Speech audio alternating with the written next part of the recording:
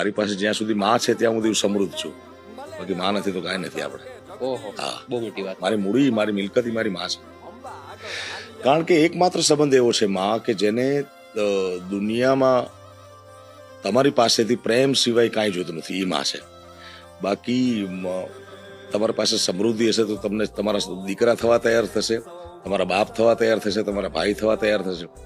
એક માં કોઈ નહીં થઈ શકે. પ્રાણી જગતમાં બિલકુલ એને એના બાળકો પાસેથી કોઈ એક્સપેક્ટેશન નથી. બાળકો મોટા થઈને જતા રહેવાના છે, પણ છતાં એની રક્ષા કરવા માટે પોતાનો જીવ આપી દેવા માટે એક માં જ રેડી થઈ શકે. બિલકુલ બિલકુલ. ભગવાન વિચાર્યું કે મેં જે જગત બનાવ્યું છે, મેં જે જીવ બનાવ્યો છે, એ દરેકની પાસે હું નહીં પહોંચી શકું, તો એટલે એને માં મોકલી છે. એટલે માં એટલે પરમાત્માનું બીજું સ્વરૂપ છે. ये माँ तेरा कर्ज में नहीं चुका सकता, कलम से क्या लिखूं तुझे, तेरी तारीफ में लफ्जों में बयां नहीं कर सकता, माँ तेरा कर्ज में चुका नहीं सकता. પછી એમાં એક છેલ્લી કડી છે, બહુ ઇમ્પોર્ટન્ટ છે. જ્યારે નાના હોય ત્યારે હરેક બાળક માટે એના પપ્પા હીરો હોય, એને પપ્પા જેવું બનવું હોય.